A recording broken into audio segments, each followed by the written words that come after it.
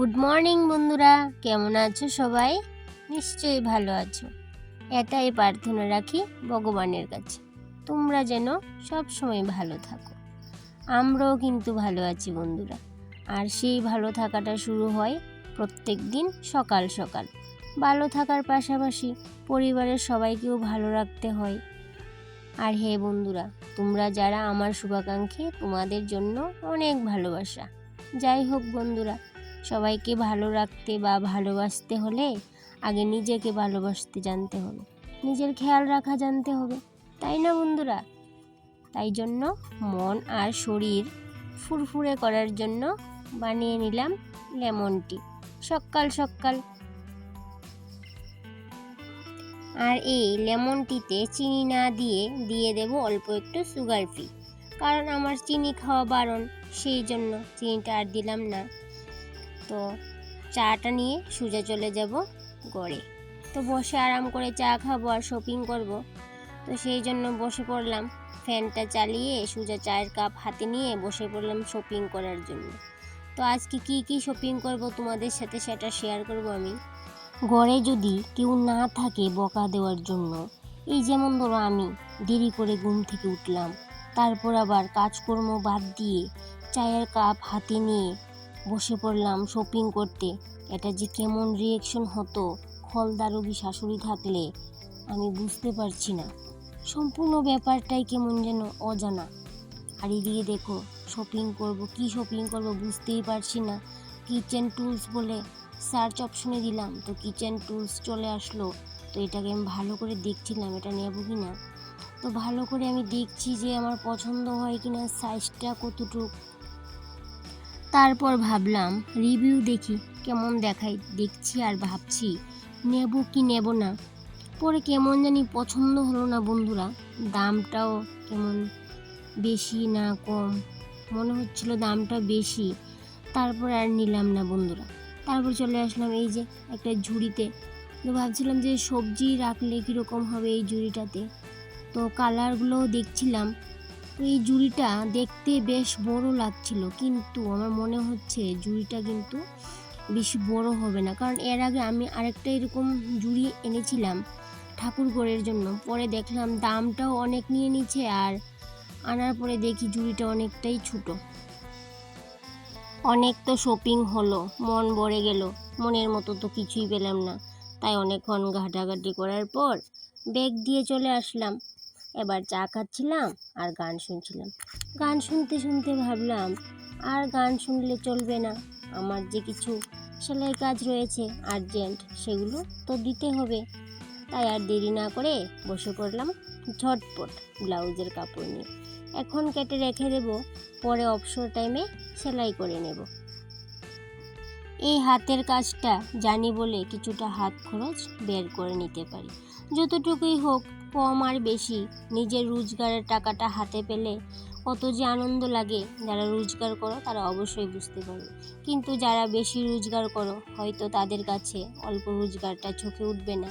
কিন্তু কি করা যাবে, যতটুকু করি ততটুকুই আমি খুশি। আমার বেশি চাওয়া পাওয়া নেই।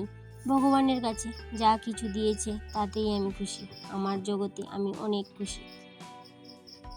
নিজের যা আছে তাতে সন্তুষ্ট থাকতে পারলে জীবন অনেকটা সহজ হয়ে যায়, অনেকটা হালকা লাগে, সুস্থভাবে বাঁচা যায়, অনেক সুখী হওয়া যায়। জীবনে টাকা পয়সা কম থাকলেও চলবে, কিন্তু ভালোবাসাটা থাকতে হবে ভরপুর, তবেই না জীবন সুখী। যাই হোক, অনেক সুখ দুঃখের গল্প হলো।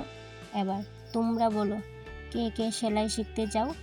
আমি তোমাদের সেলাই শেখাবো, অবশ্যই কমেন্টে জানিও। কথা বলতে বলতে অনেকটাই দেরি হয়ে গেল বন্ধুরা।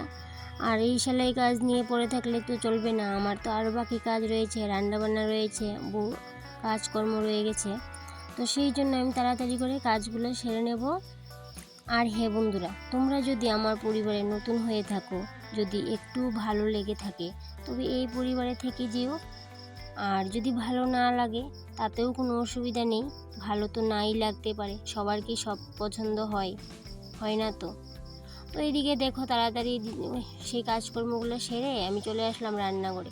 তো একদিকে আমি ইন্ডাকশনে ডাল বসিয়ে দিলাম, আর এদিকে আগের দিনে একটু ডাল ছিল তো সেটাকে তো নষ্ট করিনি, সেটাকে একটু তেঁতুল দিয়ে আমি এইভাবে করে শুকিয়ে নিয়েছি।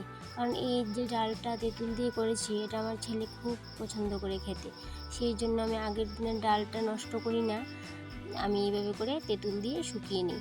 আর এদিকে সোয়াবিন রান্না করব আজকে। তো সোয়াবিনটা আমি একটু ভিজিয়ে রেখে দেবো, পরে রান্না করব। এখন আমি এটা ভিজিয়ে রেখে অন্য কাজকর্মগুলি সেরে নেব।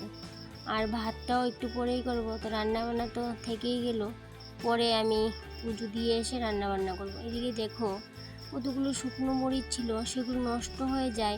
কারণ শুকনো মরিচ যদি প্রথমে আনে বাড়িতে, যদি আমি রৌদ্র না দিয়ে রাখি না, তাহলে কি হয় মরিচগুলো না নষ্ট হয়ে যায় খুব তাড়াতাড়ি, কেমন একটু সবুজ কালার কালার হয়ে যায় ভিতরে।